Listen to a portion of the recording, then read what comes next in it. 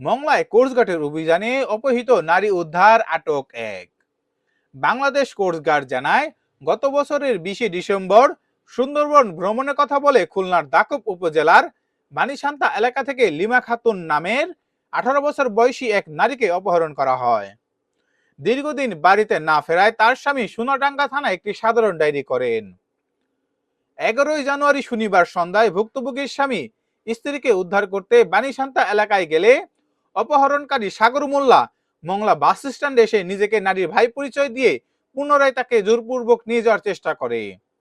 খবর পেয়ে coast guard base Mongla থেকে চৌকস একটি টিম দ্রুত ঘটনাস্থলে পৌঁছে অপহৃত নারীকে উদ্ধার এবং অপহরণকারীকে আটক করে। উদ্ধারকৃত নারী ও আটককৃত ব্যক্তিকে পরবর্তী আইনগত ব্যবস্থা গ্রহণের জন্য দাকুব থানায় হস্তান্তর করা হয়েছে। উপকূলীয় এলাকায় নিরাপত্তা নিশ্চিত করতে এ ধরনের অভিযান অব্যাহত থাকবে বলে জানিয়েছে বাংলাদেশ কোস্ট গার্ড।